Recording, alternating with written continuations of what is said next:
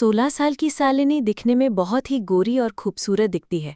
सालिनी के गुलाबी होंठ, गहरी काली आंखें और हल्के भूरे रंग के लंबे बाल सालिनी की खूबसूरती में चार चांद लगाते हैं, जैसे कि आसमान से उतरी कोई परी हो। पर मासूम और समझदार सालिनी दुनिया से अनजान और गुमसुम रहने वाली लड़की है। लेकिन जब सालिनी प्रेम से मिलती है तो बिल्कुल ही बदल जाती है। सालिनी चारों तरफ देखे तो वो एक बहुत बड़ा बंगला था। चारों तरफ बल्ब लाइट जल रहे थे। उस बंगले के चारों तरफ बड़ी बड़ी घास उगी थी और दूर सामने गेट लगा हुआ था। सालिनी को समझते देर नहीं लगा कि ये बंगला एक सुनसान इलाके में बना है। सालिनी ये सब देख ही रही थी कि तभी सालिनी के सामने लगभग 35 साल का एक आदमी कोट पैंट पहने हुए सालिनी के सामने आया। उसकी बड़ी आंखें थीं, दाढ़ी मूछ नहीं थे, लेकिन उसके बाल बड़े थे। वो आदमी अपने हाथ में एक बैग लिए सालिनी को बार बार ऊपर से नीचे तक घूरे जा रहा था। उसे देखकर सालिनी और भी ज्यादा डर गई।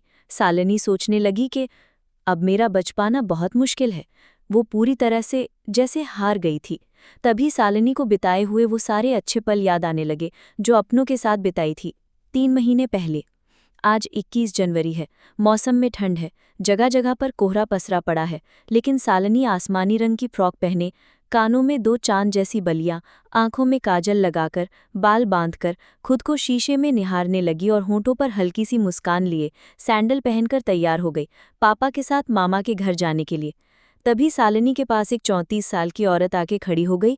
फिर सालिनी बोली, तू अपना ध्यान रखना और जल्दी आ जाना रे गुड़िया। कहे से कि तू तो जानती है कि तेरे अलावा और नहीं है हम दोनों का। इसी वजह से हम तुझको कहीं जाने नहीं दिए। ये सालिनी की मम्मी कविता जी थीं, जो ज्यादा तो नहीं लेकिन थोड़ा बहुत पढ़ी हैं। आज 8 साल बाद सालिनी मामा के घर दोबारा जा रही है। उत्तर प्रदेश में बसा एक छोटा सा गांव है जिसे मंझी गांव कहते हैं। सालिनी अपने पापा के साथ 500 मीटर तक पैदल चलने के बाद दोनों मेन रोड पर आ गए। फिर सालिनी के पापा ने एक ऑटो रिक्शा रुकाया और दोनों उसमें बैठ गए। और जब ऑटो रिक्शा चल दिया तभी सालिनी के पापा, बेटा सिर्फ 2 दिन की छुट्टी है और तुम जिद करने लगी घूमने जाने की। तभी सालिनी पापा की तरफ देखकर प्यारी सी मुस्कान के साथ बोली, पापा वैसे भी मुझे घर में कुछ भी अच्छा नहीं लग रहा था। 2 दिन बहुत बहुत है मेरे लिए। वैसे भी राधा फोन कर बुलाती ही रहती थी, तो मैं भी सोची जाके राधा से मिलाऊं। जब सालिनी पापा की तरफ देखी तो शंकर जी यानी सालिनी के पापा कुछ परेशान और गहरी सोच में डूबे लग रहे थे। आधे घंटे बाद सालिनी पापा के साथ मामा के घर पहुंच गई। तभी राधा जैसे ही सालिनी को देखी, खुशी से दौड़कर सालिनी के गले लग गई और बोली, सालिनी आज मैं बहुत खुश हूँ। तुम कितने सालों बाद यहाँ आई हो और फूफा जी भी आए हैं। फिर राधा सालिनी और फूफा जी को घर के अंदर ले गई और सबको बुलाने लगी, मम्मी पापा दादी देखिए कौन आए हैं। सालिनी के मामा और मामी इनको देखकर बहुत खुश हुए। राधा फूफा जी को बैठने के लिए कुर्सी दे दी, बाकी सब चारपाई पर बैठ गए। सालिनी की मामी प्लेट में मिठाइयाँ और नमकीन साथ में पानी लाके दे दी। लेकिन नटखट राधा सालिनी को बिना कुछ बताए सालिनी का हाथ पकड़ के खींचते हुए छत पर बुला के ले गई और छत पर से उंगली से इशारा करते हुए दिखाने लगी, देखो सालिनी, बहुत अच्छा हुआ कि तुम आज आई हो। आज वो बगल वाले घर में महक दीदी की शादी है। हम दोनों शाम को चलेंगे वहाँ खाना खाने। आज पूरी रात डीजे बजेगा, सभी नाचेंगे। फिर राधा मुस्कुरा के कहती है, वहाँ वो भी होगा। सालिनी ध्यान से राधा की बातें सुनते हुए बोली, कौन? राधा बोली, एक लड़का जिससे मैं प्यार करती हूँ। तो सालिनी वो बनाते हुए बोली, मुझे लड़कों में कोई दिलचस्पी नहीं है। सालिनी और राधा है तो बहनें, लेकिन उनकी दोस्ती कभी गहरी है, क्योंकि सालिनी सिर्फ राधा से ही घंटों तक फोन पर बातें करती थीं। दोनों छत पर बातें कर ही रहे थे कि तभी नीचे से सालिनी के पापा सालिनी को आवाज देते हुए बोले, सालिनी बेटा, अब मैं घर वापस जा रहा हूँ, तुम्हारी मम्मी घर पर अकेली हैं। सालिनी पापा की बात सुनकर बोली, अच्छा ठीक है पापा, आप जाइए घर, कॉलेज की छुट्टी खत्म होते ही मैं भी आ जाऊंगी। सालिनी के पापा मंझी गांव वापस लौट गए। शाम को सालिनी के चेहरे पर हल्की सी मुस्कान थी। सालिनी वही आसमानी रंग की फ्रॉक पहनी, उसी तरह खूबसूरत तैयार खड़ी राधा और अपनी मामी को तैयार होते हुए देख रही थी। ऐसे ही घूमते टहलते रात के 11 बज गए। सभी औरतें खाना खाने जाने लगी। तब सालिनी भी राधा और अपनी मामी के साथ खाना खाने चली गई। जब सालिनी शादी वाली जगह पर पहुंची तो चारों तरफ बहुत भीड़ थी। सालिनी को भीड़ देखकर बहुत अजीब लग रहा था कि तभी राधा सालिनी का हाथ पकड़कर घर के अंदर ले गई। घर के अंदर कुछ औरतें और राधा की 6 सहेलियां पहले से ही थीं। राधा ने सालिनी को सबसे मिलाया। सभी सहेलियां राधा और शालिनी के ही उम्र की थीं। सुमन, रागिनी, प्रिया, मानसी, ज्योति और रेशमी, सभी लोग सज सवर के बहुत ही खूबसूरत दिख रही थीं। रागिनी और प्रिया ने कहा, शालिनी चलो ना छत पर से डांस देखते हैं। शालिनी ने इनकार कर दिया। शालिनी धीमी आवाज में बोली, मैं नहीं जाऊंगी, मुझे बहुत भूख लगी है। सबसे पहले मैं खाना खाऊंगी, तुम लोग जाओ। तभी राधा वहां से जा रहे प्रेम को बुलाया और बोली, प्रेम तुम हम दोनों के लिए खाना निकाल लो। प्रेम 17 साल का एक अच्छा लड़का है, 5.5 फुट हाइट है, शरीर से फिट है, लेकिन ये मूडी किस्म का लड़का है। आज प्रेम ने नीचे वाइट जीन्स, ऊपर स्काई ब्लू टी शर्ट के साथ येलो शर्ट भी पहना था। मामी पीछे वाले कमरे में कुछ औरतों से बातें कर रही थीं। इधर राधा और शालिनी जमीन पर गद्दे बिछाकर बैठ गईं और प्रेम ने उनको पत्तल देकर उसमें पनीर सब्जी, मिक्स वेज सब्जी, छोले, पूड़ी और पुलाव दे दिया। शालिनी का ध्यान सिर्फ खाने पर था, इसी वजह से शालिनी प्रेम की तरफ एक भी बार नहीं देखी, बस खाने की तरफ ही देखे जा रही थी। और खाना मिलते ही शालिनी खाना खाने लगी। अब जिन भी चीज़ों की ज़रूरत होती राधा प्रेम से बोल देती, प्रेम लाके दे देता। प्रेम वहीं खड़ा शालिनी की तरफ देखने लगा, लेकिन शालिनी खाना खाने में मगन थी कि तभी उसने देखा सामने खड़े प्रेम से राधा में कुछ पूछ रही है। राधा प्रेम से पूछ रही थी कि तुमने खाना खाया, लेकिन वो कोई जवाब नहीं दे रहा था। ये सब देखकर शालिनी को हिचकी आने लगी। तब शालिनी प्रेम की तरफ हल्की नज़र में देखकर बोली, पानी दे दो। फिर प्रेम शालिनी को जग से पानी देने के लिए आगे बढ़ा। तभी तो उसी वक्त लाइट चली गई। काफी शोर मच गया। ये लाइट क्यों चली गई? कोई लाइट वाले के पास जाके देखो तो। राधा और शालिनी अब भी वहीं बैठी थीं। तभी राधा शालिनी से बोली, शालिनी तुम बैठी रहना, उठना मत वरना गिर जाओगी। और प्रेम तुम अपने फोन का टॉर्च ऑन जलाओ ना। राधा की बातें सुनकर तो प्रेम अपना फोन निकालने की कोशिश करने लगा।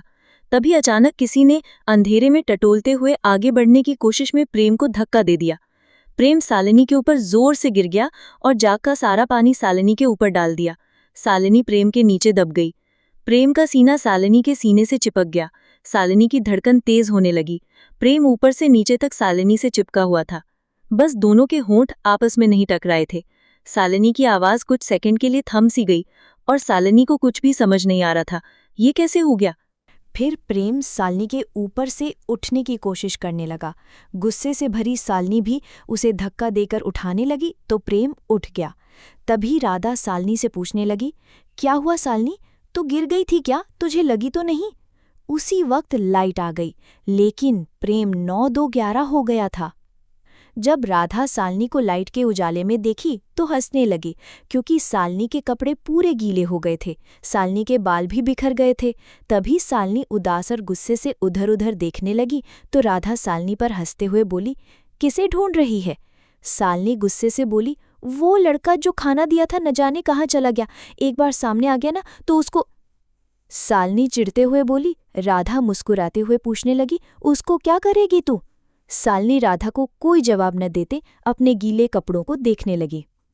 तब राधा शालिनी का उतरा हुआ चेहरा देखकर बोली, अरे छोड़ ना, वो तो चला गया और तू पूरा खाना भी नहीं खा पाई, तेरा खाना तो खराब हो गया है।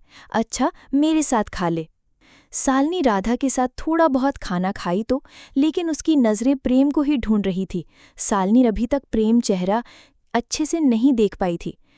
सभी लोग बारात देखने में मस्त थे, लेकिन शालिनी पूरी रात खोई खोई थी, क्योंकि जिंदगी में पहली बार शालिनी को किसी लड़के ने इस तरह छुआ था।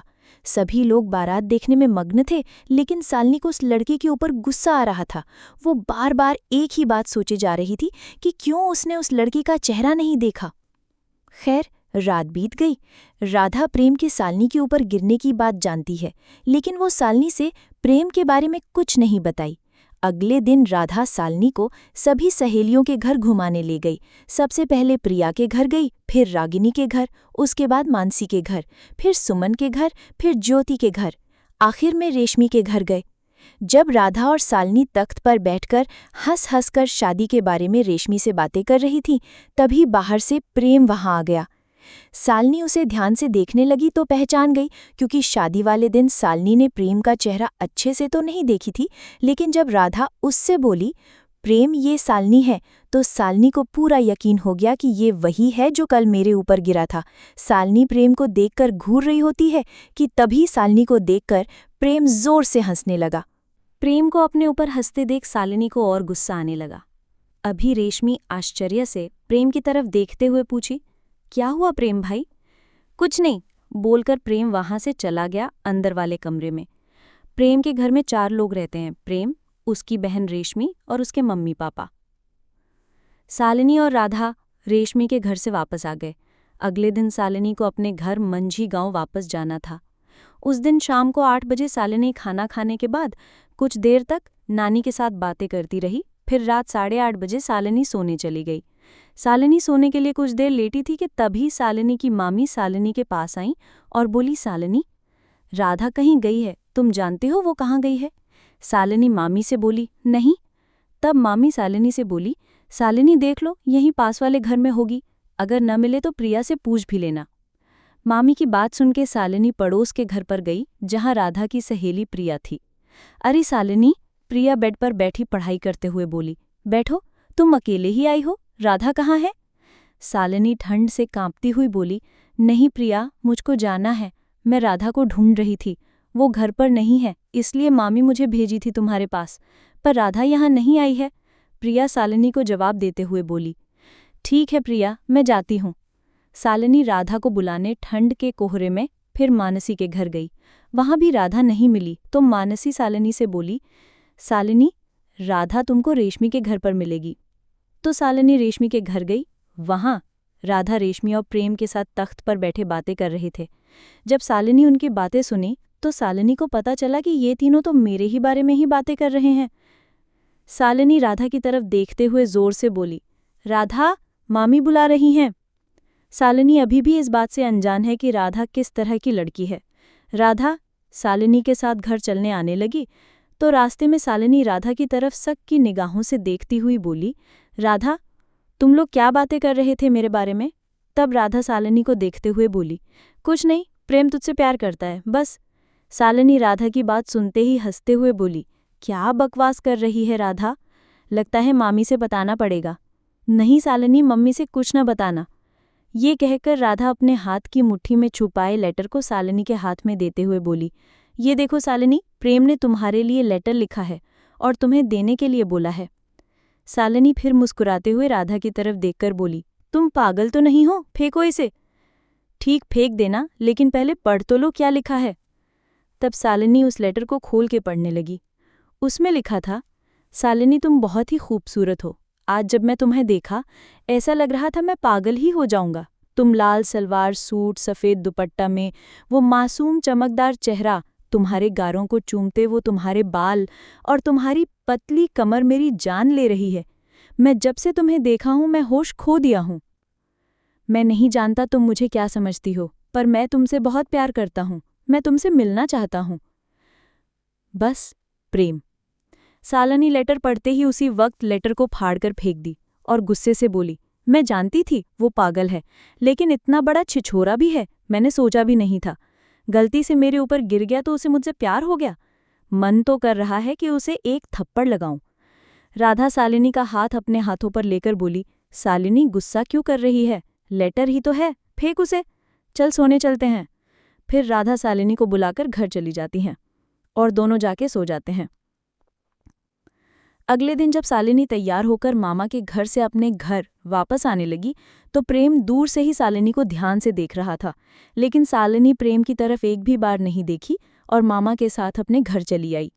10 दिन बाद अब शालिनी को मामा के घर से आए हुए 1 सप्ताह से भी ज्यादा समय हो गया था। शालिनी एक रात 8 बजे अपने घर के छत पर टहल रही थी, तभी नीचे से मम्मी की आवाज़ आई, शालिनी, तुम्हारे मामा के गांव से फ़ोन आया है, कोई तुम्हारी सहेली है, तुमसे बात करेगी। पुराने जमाने वाले तरीके से बना शालिनी का घर, लकड़ी का बड़ा सा दरवाज़ा, घर के अंदर घुसते ही बड़ा आंगन, आंगन से ही सीढ़ी बनी हुई थी, आंगन के आगे बरामदा और फिर 3 कमरे थे। घर के बाहर रोड बनी है। शालिनी सीढ़ियों से उतरकर नीचे गई और मम्मी के हाथ से फ़ोन लेकर एक मुस्कान के साथ फिर से छत पर वापस आ गई। शालिनी को लगा राधा की कॉल होगी, इसलिए उत्सुकता से बोली, हेलो। तभी दूसरी तरफ से आवाज़ आई, हेलो शालिनी, मैं रेशमी बोल रही हूँ। शालिनी अचंभित होते हुए बोली, रेशमी, तुम? और बोलो कैसी हो? रेशमी परेशान होते हुए बोली, शालिनी, मैं तो ठीक हूँ, लेकिन प्रेम भाई 2 दिन से घर पर नहीं है, मम्मी और पापा बहुत परेशान हैं। हमने हर जगह ढूंढा, लेकिन प्रेम भाई का कुछ पता नहीं चला। प्रेम भाई का फ़ोन भी खराब हो गया था, इसलिए वो अपना मोबाइल फ़ोन घर पर ही छोड़ गए हैं। मैं सोची तुमसे पूछ लूँ, शायद तुम्हारे पास गए हों।